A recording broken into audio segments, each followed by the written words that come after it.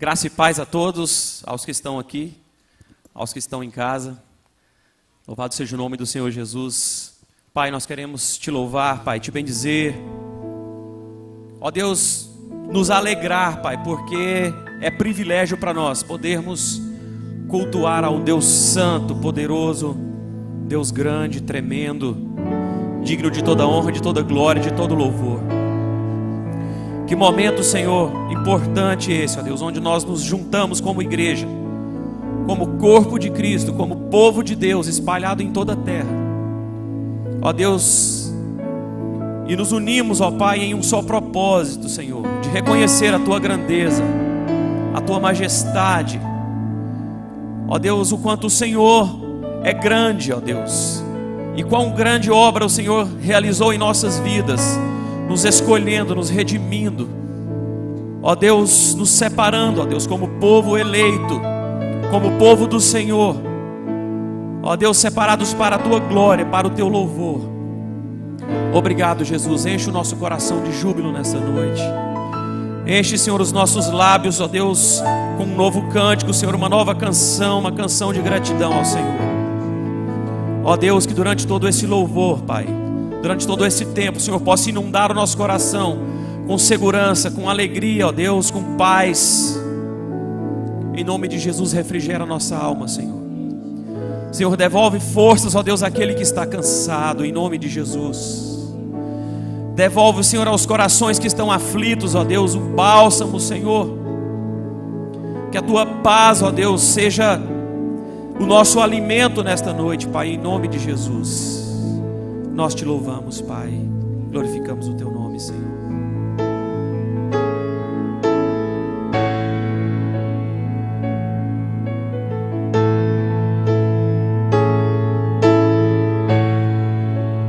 Oh, Alfa, Ômega,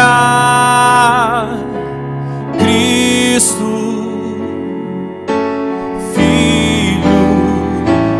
ó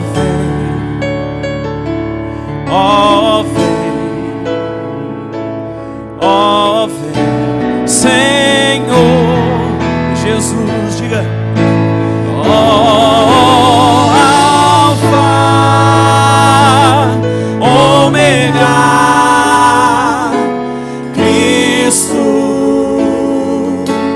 Filho, ó vem,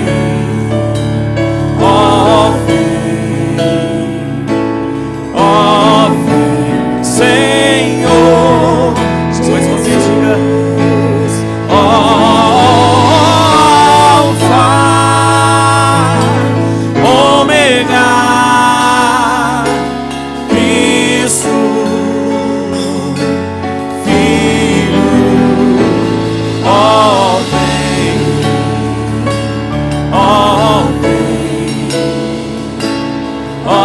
vem, Senhor Jesus.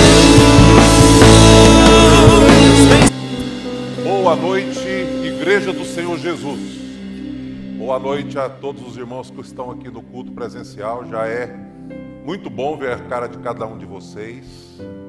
Já faz toda a diferença. E boa noite para aqueles que estão nos acompanhando e cultuando de suas casas através do nosso canal. Muito bom ter todos. Este momento de pandemia que nós estamos vivendo me fez pesquisar a respeito de uma outra pandemia que varreu o mundo há 102 anos atrás, em 1918. Conhecido como gripe espanhola, apesar de que na época ela teve outros nomes, existia já naqueles tempos troca de acusações. Quem deu origem a este vírus? Qual foi a finalidade deste vírus? É uma guerra biológica? Enfim, as mesmas discussões que a gente tem visto aí nas redes hoje em dia aconteceram há 102 anos atrás. As recomendações daquela época também são bem parecidas. Quarentena para os doentes, higienização das mãos com bastante frequência e, além disso, foi proibido cultos públicos e outras aglomerações. Então, esta pandemia que nós estamos vivendo hoje, com todas essas características que a gente tem vivenciado, não é novidade na história do mundo. Um determinado escritor americano resolveu, à luz do que está acontecendo agora, descrever alguns acontecimentos daquela pandemia de 102 anos atrás, principalmente no meio evangélico, como que os evangélicos e as igrejas reagiram em 1918. E pelas notícias que ele conseguiu catalogar, alguns pastores foram bastante criativos naquela ocasião, prepararam materiais para os seus membros utilizarem em casa. Lembra-se, há 102 anos atrás, nós não tínhamos os meios de comunicação que nós temos hoje. Exatamente por isso, eles tiveram que usar de outros métodos, mas eles prepararam materiais para cultos domésticos e também publicaram sermões em jornais de grande circulação, para que os membros pudessem pegar os jornais e ler e estudar os sermões em suas casas. Mas alguns episódios merecem destaque. Um determinado pastor interino, numa igreja em São Francisco, pregou um sermão exortativo em que ele afirmava que muitos cristãos eram culpados por mortes naquela pandemia, porque eles não submeteram às regras e não submeteram aos cuidados da ciência e às orientações das autoridades. E o avanço da pandemia, segundo alguns relatos, matou mais de 50 milhões de pessoas. Algumas pessoas chegam a dizer que foi bem mais, porque houve muita omissão de notícias naquela época.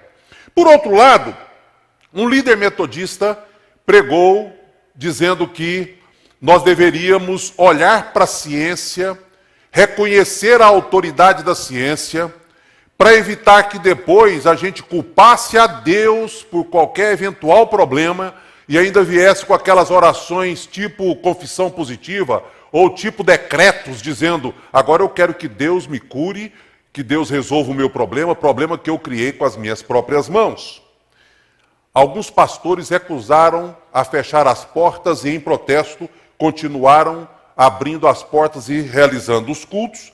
E nós temos a notícia de pelo menos um desses pastores que acabou sendo preso. Agora, a grande verdade é que essa pandemia de 102 anos atrás foi agora revista por esse escritor, por esse jornalista, mas, por outro lado, nos leva a pensar um pouquinho sobre o nosso comportamento hoje diante da pandemia que nós estamos vivendo. A questão é, como é que nós, como igreja, estamos agindo e reagindo? Uma outra pergunta é, que tipo de impacto nós queremos causar na nossa geração? Mas nós devemos estar atentos para um outro aspecto. Sabe qual é? É que a história também é vista em retrospecto. Ou seja, assim como hoje nós estamos olhando para trás e analisando a gripe espanhola, daqui a 50 anos, 80 anos, 100 anos, a história vai estar falando a respeito da pandemia que estamos vivendo este ano 2020. E o que dirão, principalmente, das igrejas? Que tipo de orientação que nós demos, que tipo de comportamento que nós tivemos?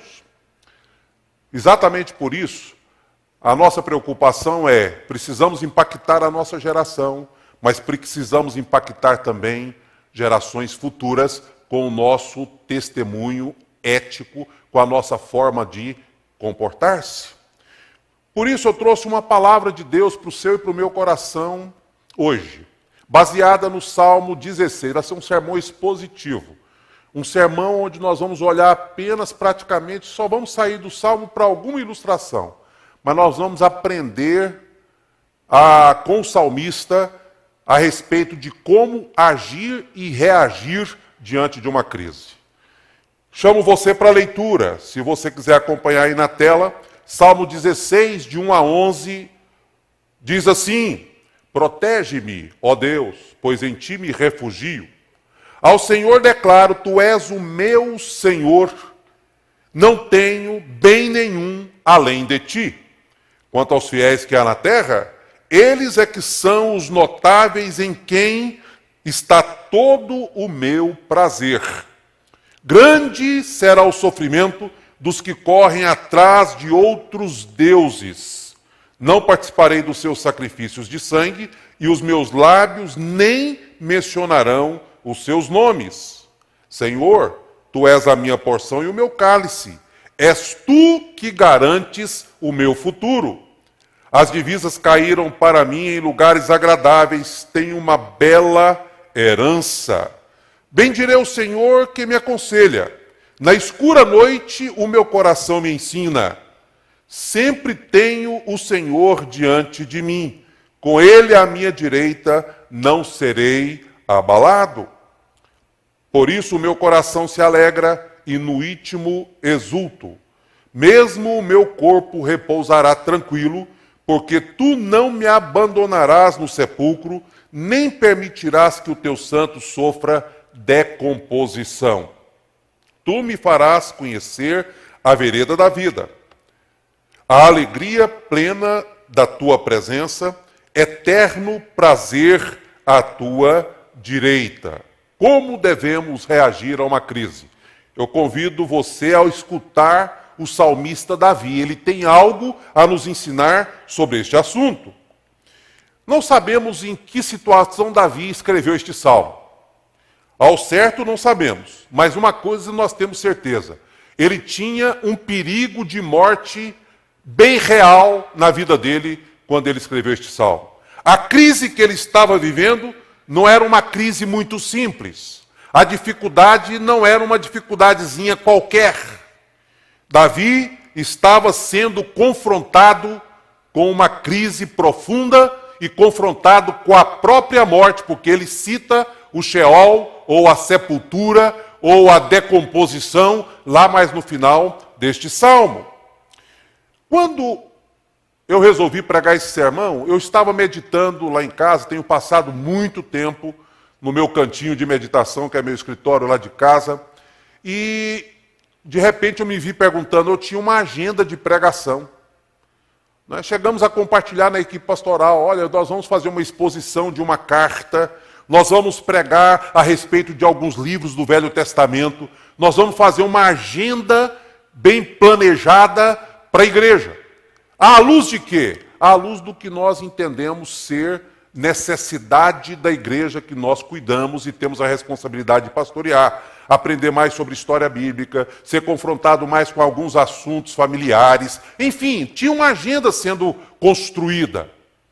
Mas nós voltamos à máxima que fez parte do nosso projeto de liderança este ano, na conferência ou na reunião que nós fizemos interna, que é Provérbios 16:1, o coração do homem pode fazer plano, mas a resposta certa nos lábios vem do Senhor, e por isso estamos nós aqui, à luz do mesmo princípio que nos rege, ou seja, nós temos a responsabilidade de trazer um alimento de acordo com a necessidade, a nutrição necessária para o rebanho que pastoreamos, e a nossa agenda foi alterada. Por isso trago este tema para nós hoje, porque eu entendo que nós precisamos saber reagir à crise que nós estamos enfrentando. E como é que Davi enfrentou e o que ele tem a nos ensinar? Primeiro, serão 2 pontos. O primeiro ponto eu vou passar por ele um pouco mais rápido, porque é apenas essa expressão do verso 1 e a segunda frase que vai nos dar também algum conteúdo. Depois o restante do salmo estará no segundo ponto, que é a segunda sugestão de Davi de como enfrentar a crise. E o texto diz, protege-me, ó Deus. Portanto, quando houver uma crise, você deve orar. Devemos aprender a orar em todo o tempo, orar sem cessar, orar deve ser uma prática constante, o canal nosso de relacionamento com Deus precisa estar permanentemente aberto, mas especificamente na hora da crise nós precisamos orar. E Davi, ele quando começa o salmo dizendo, protege-me, Senhor, eu percebi que há um senso de urgência nesta oração. Davi vai direto ao ponto. Ele já chega chegando. Ele diz assim: Senhor, eu não tenho tempo para preâmbulos, eu preciso urgentemente do teu cuidado. A expressão proteger é a mesma expressão traduzida para guardar, que ele está dizendo: Senhor, me proteja, me guarde, porque a crise é intensa, é forte, eu estou enfrentando perigos na minha vida, e eu gostaria de vê-lo cuidando e cercando a minha vida, me livrando dos riscos que eu estou correndo. Quais riscos eram esses? Não sei, talvez uma perseguição de Saul. Mas além da perseguição de Saul, quando a gente olha para a história de Davi, a gente sabe que ele viveu outras crises na sua vida, pode ser outra também. Mas a grande verdade é que ele chega e diz: Senhor, me proteja, eu preciso do teu cuidado, guarda a minha vida. Guarda a minha vida. Senso de urgência. E eu também me lembrei porque tem um netinho nosso, o mais caçula aqui de Goiânia, de 3 anos, e conversando com ele dentro da piscina um tempo atrás, ele disse assim para mim: vovô, o amigo de Jesus andou sobre as águas. E aí eu falei assim: você lembra o nome do amigo de Jesus, Xandinho? E ele disse assim: não, é um amigo de Jesus. Aí eu expliquei para ele que era Pedro, e ele falou assim: pois é, e aí ele ficou com medo e começou a afundar, né, vovô? Aí eu falei assim: foi isso mesmo, ele começou a afundar. Mas aí ele fez uma oração. A oração de Pedro foi: Senhor, salva-me. Não dá tempo para você fazer aquela oração bonita de introdução: Senhor, grande Rei do universo, Criador dos céus e da terra, magnífico Deus. Não dá. Se Pedro fizesse uma oração comprida dessa, ele ia afundar. Aquela hora dava apenas para um grito de socorro, estender a mão e dizer: Senhor, salva-me. E aí o Senhor tomou Pedro pela mão, o segurou e eles entraram em segurança no barco. A ideia é que Davi está fazendo a mesma coisa com Deus aqui nesse texto. Protege-me, Senhor. Guarda-me, Senhor. Não tem jeito de florear muito, não. Tem que ir direto ao ponto. Mas uma segunda informação que tem no texto, além da oração, protege-me, Senhor, é a declaração que ele faz na segunda parte do versículo: pois em ti me refugio. Refúgio, na Bíblia, é lugar de abrigo. Tinha uma cidade de refúgio quando o povo conquistou a terra, e naquela cidade de refúgio, nenhuma pessoa podia ser punida. Quando eles chegavam portão adentro da cidade de refúgio, ele estava protegido. Quando ele diz: protege-me, ó Deus, porque em ti me refugio, ele está dizendo assim: Senhor, me protege, porque eu estou na minha cidade de refúgio. Senhor, me protege, porque eu estou no lugar de segurança, que é na tua presença. Mas isso me ensina não apenas a respeito da segurança que a cidade de refúgio nos fornece, mas isso me ensina que Davi estava naquele momento dizendo assim: Senhor, eu não sou um oportunista que só te procuro na hora da crise. Ele está dizendo: Senhor, eu já vivo em ti, eu já tenho intimidade contigo, eu pertenço ao Senhor, o Senhor já é meu refúgio, minha fortaleza, como ele disse em outro salmo. Por isso, o que eu estou pedindo talvez seja até uma redundância. Eu já estou refugiado em ti, mas me dê calma para o meu coração, de maneira que eu entenda que nessa posição que eu estou, eu não tenho com que me preocupar, porque o Senhor vai me guardar. Guarda-me, protege-me. Deixa eu falar com você aqui, bem de pertinho. Eu gostaria muito que você entendesse que hoje o nosso refúgio é em Jesus Cristo. Em Jesus Cristo. Quando nós vamos para o Novo Testamento, a grande mensagem do Novo Testamento é que em Jesus nós podemos guardar a nossa alma, em Jesus nós temos segurança, em Jesus nós podemos de fato viver confiantes de que mal algum vai nos atingir. Existe uma expressão muito explorada pelo apóstolo Paulo no Novo Testamento: em Cristo. Você está em Cristo. Quem está em Cristo é nova criatura. Quem está em Cristo, o diabo não toca. Quem está em Cristo está guardado, está protegido, ainda que morra. Porque a grande descoberta não é se vamos morrer ou se vamos viver, é se nós estamos em Cristo. Porque morrer em Cristo é lucro, diz o apóstolo Paulo, e viver sem Cristo é tragédia. Então, seja vivo ou seja morto, o segredo da vitória cristã é você estar em Cristo. Senhor, tu me proteja, Senhor, mas eu já estou refugiado em teu Filho Jesus Cristo. Essa deve ser a sua descoberta e essa deve ser a bênção da sua vida, na qual você deve alicerçar a sua caminhada e colocar a sua esperança. Mas vamos para o nosso segundo conselho. Na hora da crise, como eu vou reagir? E aí, os versos de 1 a 10, aliás, até o 11, você vai descobrir. Quando houver uma crise, haja, do verbo agir, atuar, se comportar. Ou seja, você não pode de forma alguma deixar que as coisas aconteçam assim, sabe? É igual aquela pessoa que diz assim, pastor, eu estou precisando arrumar um emprego, o senhor podia orar para mim para que eu consiga um emprego? Talvez seja o exemplo mais clássico da importância da gente agir. E eu posso responder dizendo, sim, vamos orar. Mas deixa eu te perguntar, você já distribuiu o seu currículo? Você já bateu em algumas portas? Você já tomou algumas atitudes? Porque tem gente que pensa que a oração substitui a ação. Não. A oração vai dar base e vai abençoar para que as suas ações elas possam produzir resultado. Mas você precisa agir. E é isso que Davi mostra para a gente. Não sei onde eu ouvi, mas eu sei que é dos tempos de seminário ainda, mas a frase era, oração sem ação é pura tapiação. Aliás, a palavra ação está dentro da palavra oração. Tira o O e o R, né, e você tem a palavra ação. Por isso, você precisa agir. E agir que jeito? E aí, na sequência do texto, Davi vai nos dar alguns conselhos básicos. Primeira ação, refugie-se na segurança de Deus.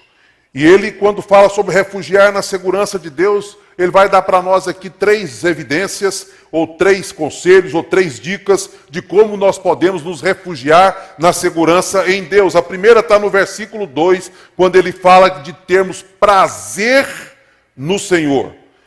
Ele diz assim, o verso 2, ao Senhor declaro, tu és o meu Senhor, não tenho bem nenhum além de ti. A vida de Davi, como eu já disse, era cheia de crises. Saul tentou matá-lo. Ele participou de guerras sangrentas quando ele foi rei. Antes de ser rei, ele enfrentou o gigante Golias, que zombava dos soldados de Israel. Ele sofreu traição dentro da própria família. A família de Davi era uma tragédia. E no meio, ele teve que fugir. Houve uma rebelião de um filho de Davi que levou ele a fugir. E ele tem salmos onde ele escreve indignado com a perseguição, com a traição, com o medo que ele estava sofrendo. Portanto, ele viveu muitos momentos de crise. E agora ele declara para o Senhor, já no início da sua oração, depois que ele pede proteção, ele diz, nenhum bem além de ti eu tenho. Ele estava declarando para o Senhor o seguinte, a vida sem ti não faz sentido. Meus queridos irmãos, será que você também chegou a esta conclusão? De que a vida sem o Senhor não faz sentido? Olha, essa situação que estamos enfrentando, toda essa situação, tem nos feito ficar cara a cara com uma realidade de que o mundo é formado por homens que, por mais poderosos que sejam, são frágeis. Como eu disse em um dos sermões anteriores, esse vírus minúsculo, imperceptível aos olhos naturais, causando um estrago, um susto e um medo tão grande na população mundial. Isso mostra o quanto a nossa vida é frágil. Por isso, nós precisamos encontrar o nosso prazer no Senhor. Mas o segundo conselho, ou a segunda evidência, colocada no texto, é de que devemos ter prazer na comunhão. Como assim ter prazer na comunhão? Verso 3. Quanto aos fiéis que há na terra, eles é que são os notáveis em quem está todo o meu prazer. Você tem que ter prazer na presença de Deus, você tem que ter prazer na presença dos irmãos, os santos que há na terra. Tem gente que está falando assim, pastor, A gente começar a transmitir o culto com muita qualidade, ficar muito bom, daqui a pouco os crentes acomodam, não vão nem querer ir para a igreja. Eu falei assim, nada substitui a comunhão. Nada substitui ver a face de cada um de vocês. Vocês não imaginam o tanto que eu estou empolgado hoje com esse pouco de gente que está aqui, né? Porque a comunhão faz diferença. Ver vocês faz diferença. Estou feliz com aqueles que responsavelmente não puderam e não quiseram vir, porque não podem, né? Talvez as pessoas limitadas pela idade, com algum tipo de enfermidade, fique quietinho. Nós vamos ter tempo ainda, se Deus permitir, para muita comunhão, para estarmos juntos durante muitos cultos, se Deus permitir. Mas eu quero que você sinta prazer na presença dos irmãos. Não dá para sentir prazer no sofá da casa por tempo indeterminado, não. A gente tem que torcer, orar, pedir, clamar a Deus para que esse tempo seja abreviado, para que nós possamos ter prazer na comunhão, no relacionamento, para que a gente possa estar juntos. Esse deve ser o anseio do nosso coração, reunir como congregação, cultuar ao Senhor e ter prazer na companhia do povo de Deus. Terceiro, prazer na verdade. E a verdade aqui está expressada no verso 4, sobre a unicidade de Deus. Grande será o sofrimento dos que correm atrás de outros deuses. Não participarei dos seus sacrifícios de sangue. Os meus lábios nem mencionarão os seus nomes. Davi estava entendendo assim, não tem outro Deus. Ele como um bom judeu que era, ele sabia muito bem que o Deus criador dos céus e da terra era o único Deus, e ele vivia uma história onde todos os sacerdotes, profetas, homens de Deus declaravam o tempo todo: ouve, ó Israel, o Senhor nosso Deus é o único Deus. O puritano Matthew Henry escreveu o seguinte, vou olhar aqui para te trazer literalmente a frase dele: aqueles que multiplicam deuses, multiplicam tristezas para si mesmos. Que é o que o texto está dizendo. E aí ele completa a frase dizendo assim: quem pensa que um Deus é muito pouco, descobrirá que centenas de deuses não serão suficientes. Se um é pouco, centenas não vai resolver o problema. Você tem que tomar consciência de que a verdade do que o Deus que nós servimos, ele é um Deus pleno. Ele tem a plenitude do poder. Ele é onipresente, portanto, ele tem a plenitude do espaço nas suas mãos. Ele é infinito quanto ao espaço. Ele tem a plenitude do conhecimento, ele sabe todas as coisas. Você não precisa de nenhum segundo Deus na sua vida. Você só precisa de um Deus, o Deus criador do universo. O Deus que sustenta todas as coisas pelas suas mãos, o poder das suas mãos. Esse Deus de Davi, que também é o seu Deus, que também é o meu Deus. Esta é a grande verdade que nós devemos colocar no coração. O Deus que se revelou a nós através de Jesus Cristo. Deixa eu te fazer uma pergunta, para a gente passar para a segunda ação. Nessa primeira ação, refugie-se na segurança de Deus. Você tem tido prazer na presença do Senhor? Talvez essa pandemia, ela chegou para que a gente, no meio da correria, né, ninguém tem tempo para nada, de repente agora você pode parar um pouco mais, você pode escutar mais Deus falar, você pode ler um bom livro cristão, você pode abrir a sua Bíblia e ler a sua Bíblia, você pode aprender de novo a ter prazer na presença do Senhor. Mas também essa pandemia é para fazer você sentir saudade da igreja, da comunhão, do tempo juntos, para que em breve nós possamos estar juntos de novo e você valorizar mais a comunhão na igreja. Tantas picuinhas que às vezes nos separam, tantos probleminhas que às vezes causam desconforto nos nossos relacionamentos. Para que isso? O perdão, o amor e todas as demais virtudes que fortalecem o relacionamento devem acontecer conosco. E quem sabe essa pandemia vai nos ensinar a relacionar com melhor qualidade quando nós voltarmos para os cultos presenciais e para a comunhão com os irmãos. Você precisa ter prazer na presença do Senhor. Você precisa ter prazer nos relacionamentos. E você não pode abrir mão da verdade absoluta de que Deus é único. Não há nenhum outro Deus na face da terra. Segunda ação. Agradeça a Deus pelas bênçãos presentes. Porque mesmo enfrentando crises, quantas bênçãos nós podemos relacionar e dizer para Deus, eu sou grato a Deus por essas bênçãos que eu tenho.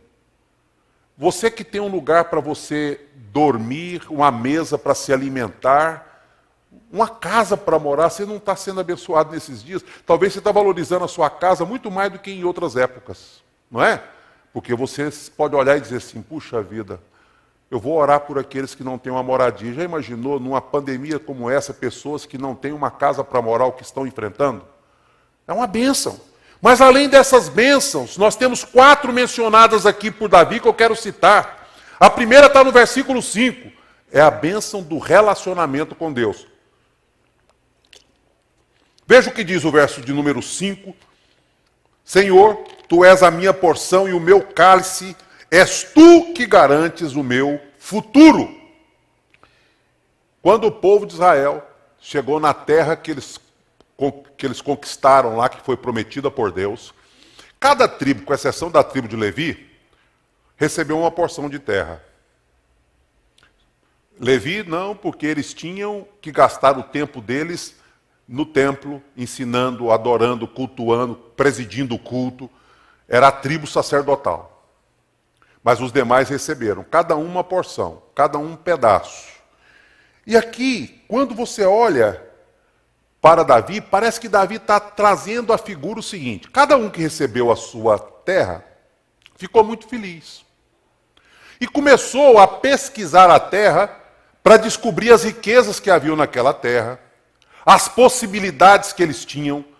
E é provável que no começo, quando eles estavam ainda naquela fase de reconhecer o lugar onde eles estavam, eles tiveram grandes surpresas que alegraram muito o coração deles. Talvez a surpresa de uma água, de uma planta, de uma vegetação, de alguma coisa naquela porção que eles haviam recebido. E Davi, quando olhou para Deus e olhou para essa história que ele conhecia bem, ele disse assim: Senhor, tu és a minha porção especial. Ele está dizendo assim: Senhor, eu desfruto da melhor de todas as porções, porque eu desfruto do Senhor. O Senhor é a minha porção especial, na qual eu encontro alegria. Relacionar-me contigo é uma bênção inexplicável. Que coisa fantástica! Eu estava me lembrando no culto da manhã de momentos na vida cristã com a gente cheio da graça, cheio do Espírito, entusiasmado com a fé cristã. A gente teve tantos momentos de ousadia, e eu me lembrei de um na rodoviária de Belo Horizonte, em que do nada eu sozinho ali, retornando para Goiás, senti um impulso para começar a falar para as pessoas que estavam perto de mim naquele lugar, e eu de repente me vi rompendo uma dificuldade que é minha, de timidez, de fazer esse tipo de gesto em um lugar público, mas de repente eu estava ali fazendo aquilo por causa daquela alma encharcada, vida inundada que eu tinha vivido e experimentado naquele dia. Como é bom quando a gente descobre que o nosso relacionamento com Deus é uma bênção presente. Você não precisa esperar ir para o céu para se relacionar com Deus. Você pode relacionar com Deus agora. Segunda bênção, herança garantida. A palavra de Deus diz para nós que nós temos o Espírito Santo como garantia da nossa herança. Portanto, a herança está garantida. E ele diz no verso 6 aqui do Salmo 16: as divisas caíram para mim em lugares agradáveis. Tenho uma bela herança. Davi sente a alegria de saber que mesmo nos tempos presentes ele podia vislumbrar a sua herança garantida para o futuro. Assim como aqueles que receberam uma porção de terra descobriram lugares agradáveis dentro das suas próprias terras, Davi está dizendo: a minha herança é muito melhor, porque eu já consigo ver coisas maravilhosas com os olhos da fé.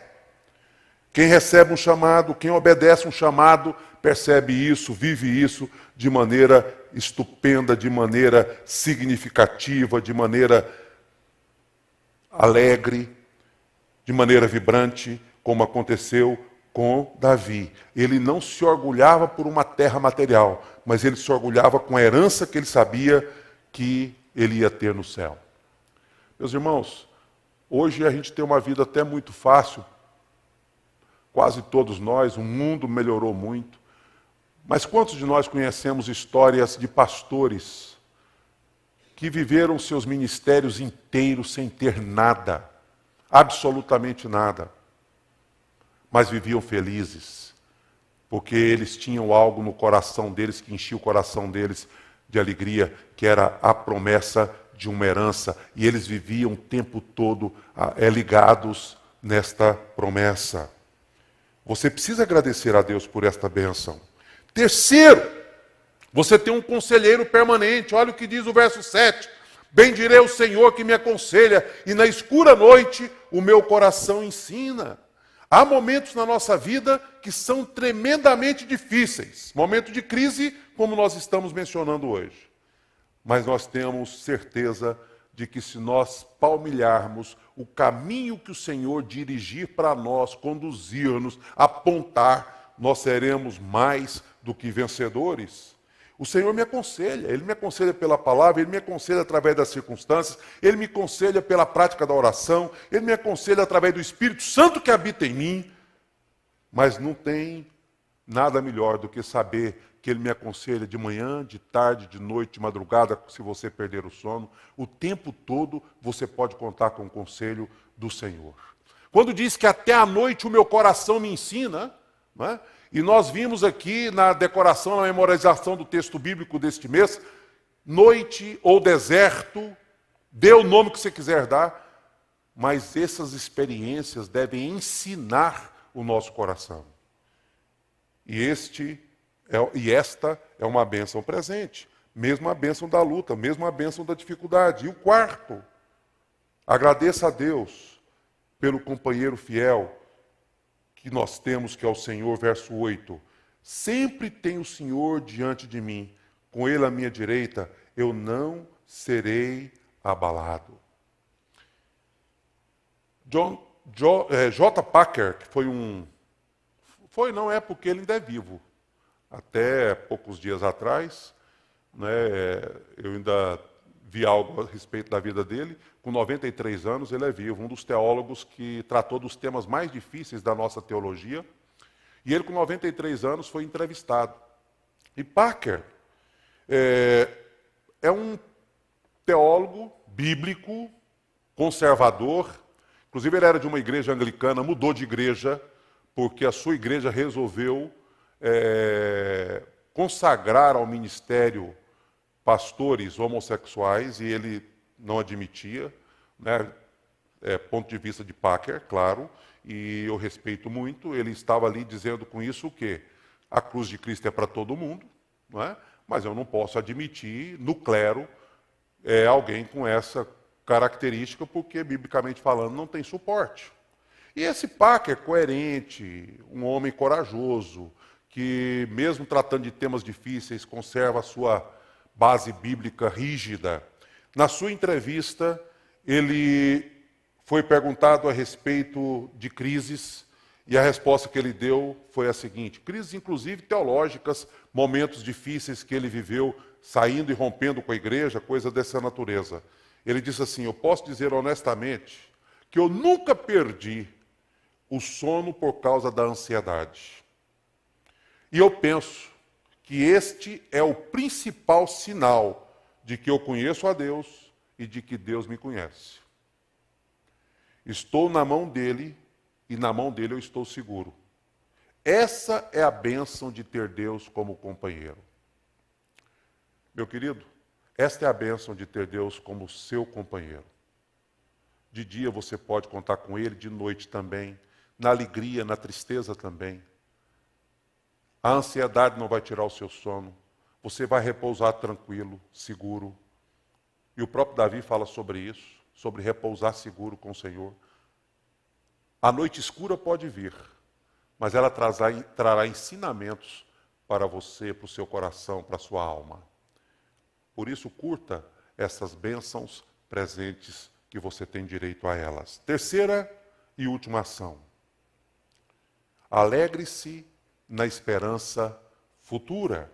Se nós temos bênçãos presentes, nós também temos bênçãos futuras. E nós temos 4 formas de nos regozijarmos com as bênçãos futuras. Primeira delas, regozije-se na ressurreição. Por isso meu coração se alegra e no íntimo exulto. Mesmo meu corpo repousará tranquilo, porque tu não me abandonarás no sepulcro, nem permitirás que o teu santo sofra decomposição. Sepultura, Sheol, lugar dos mortos. Mas o texto está dizendo que Davi, já naquela época, acreditava na ressurreição no último dia. Jesus demorou ainda a vir, e veio da linhagem de Davi. O texto do Salmo 16 foi usado pelo apóstolo Pedro lá em Atos. Mas Davi já sabia, lá no Velho Testamento, que a morte não é a última palavra. Ele já sabia que não seria esquecido na sepultura. Ele já acreditava na verdade da ressurreição. Regozije-se na realidade da ressurreição. Segundo, regozije-se no caminho da vida. Verso 11, parte A, tu me farás conhecer a vereda da vida. É isso que Davi está dizendo e afirmando. Ele conhecia Deus pessoalmente, mas além de conhecer Deus pessoalmente, ele sabia que Deus era o caminho para a vida, e por isso conhecê-lo pessoalmente enquanto seguimos a jornada é o segredo. Terceiro, na tua presença há plenitude de alegria. Portanto, regozije-se nesta plenitude de alegria que a presença de Deus produz. Verso 11, parte B.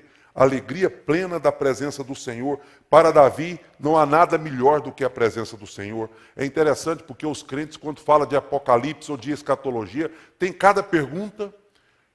Eu confesso que eu tenho até dificuldade de ficar pregando muito sobre esse tema, porque o que o povo quer ouvir é alguns tipos de ficção evangélica.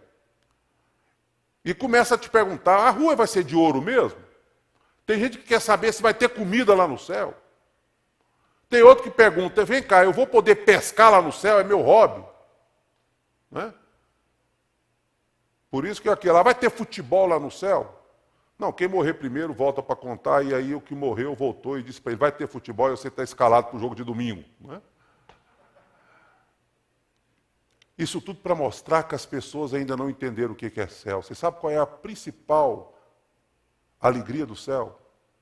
É porque você vai poder voltar para o seu estado original do jardim do Éden antes do pecado. Você vai ter direito ao fruto da vida, do conhecimento do bem e do mal. É o fruto que você vai ter direito de comer agora, não é? Que perdeu porque ele foi expulso do jardim e vai ser restaurada a comunhão com Deus. Então a principal bênção do céu é a bênção de estar com o Senhor, de ver o Senhor. Não apenas em espelho, mas agora exatamente como Ele é. Que bênção! Esta é a plenitude que Davi está mencionando. E a quarta, regozije-se também nos prazeres eternos. E os prazeres eternos, que ele fala que nós vamos desfrutar, são tão fantásticos, que tudo que nós temos aqui vai empalidecer. Sabe o que é não ter nenhum sentido? Ah, eu morei numa mansão. Não vai fazer nenhum sentido isso na eternidade. Eu andei no melhor carro que existia. Não vai fazer nenhum sentido na eternidade. Tudo isso vai perder o sentido quando você chegar lá. Porque a presença de Deus fará toda a diferença. Os prazeres eternos são muito mais compensadores do que tudo aquilo que a gente experimentar na terra. Quero terminar voltando àquela pergunta. Como vamos responder a qualquer crise? Olhando para Jesus, porque Ele garante para nós o nascer de um novo dia. Olhando para Jesus. Bob era um cristão de uma igreja, diácono, e Bob adoeceu. Sua mulher Karen cuidou dele. A igreja gostava muito do Bob, mas o Bob veio a falecer. E o pastor daquela igreja que escreveu essa história, o próprio pastor do Bob, ele disse que quando ele foi lá para dar o primeiro abraço à viúva, porque o funeral ia demorar lá, sei lá, 3, 4 dias, uma semana, a esposa dele passou a Bíblia de Bob para o pastor e disse: pastor, ele escolheu um versículo para ser pregado no seu funeral. Quando o pastor abriu a Bíblia, ele disse: gostaria que fosse lido. Ele nem falou pregado, na verdade. Ele disse: eu gostaria que fosse lido no meu funeral o Salmo 16, versículo 11, porque eu creio na ressurreição. E aí o pastor teve tempo para poder orar, preparar, porque o funeral não foi como aqui na cultura brasileira, imediato, no mesmo dia, durou algumas horas. Então ele ia durar dias. O pastor foi para casa e foi meditar neste salmo, foi estudar este salmo. E pesquisando, ele descobriu que o Winston Churchill, não é, aquele famoso e conhecido líder da Inglaterra, durante a guerra, mudou a face e a história da guerra, defendeu o seu país, é ovacionado lá, um cara conhecido. Winston Churchill, quando ele estava prestes a morrer, sabia que a sua vida estava por um triz, ele então também quis falar sobre o seu funeral. E ele morreu quando esse Bob tinha 17 anos pelas contas, mas a gente não sabe se o Bob acompanhou esse funeral do Winston Churchill.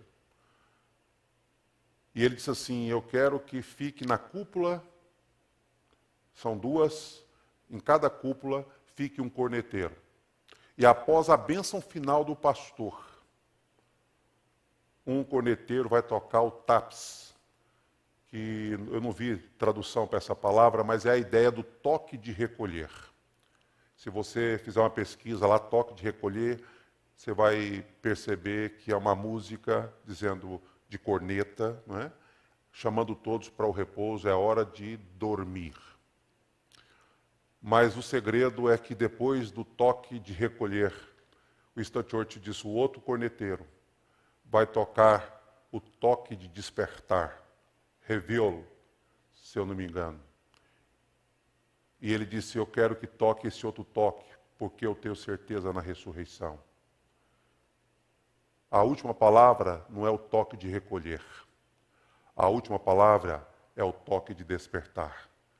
E quem tem Jesus vai se despertar um dia. Vai participar da verdade da ressurreição. Quero convidar você para orar. Pai, que esta palavra fale ao coração de cada um, que o Senhor opere de modo precioso na vida de cada um, para que nós saibamos reagir à crise que temos vivido, dando bom testemunho e, ó Deus, aprendendo lições que possam durar para a nossa vida toda, inclusive lições que têm a ver com a nossa caminhada de fé, alegria no Senhor, desfrutar da comunhão com os irmãos, crer na verdade e na realidade da ressurreição. Opera, Pai, na nossa vida, fale conosco, em nome do Senhor Jesus. Amém. Vou, sabendo que era o fim, sem reclamar, mesmo sofrendo só com grande dor, viver para morrer assim. Então parou, pensou em mim e me amou.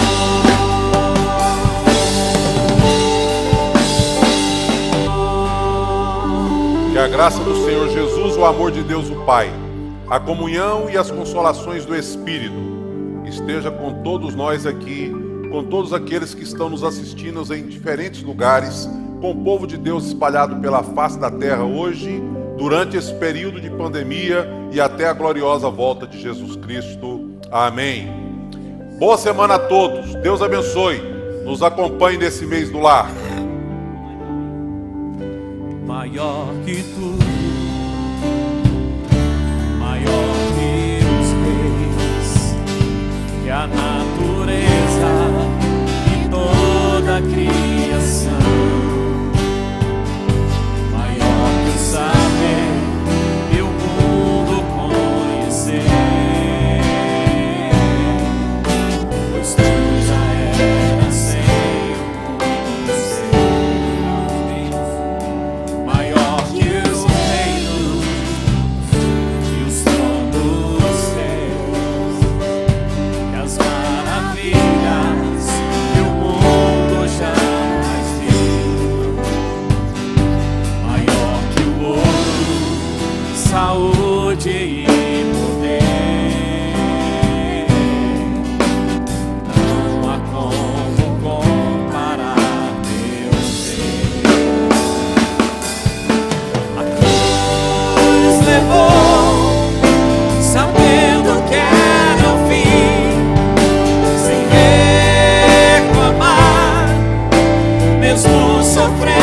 só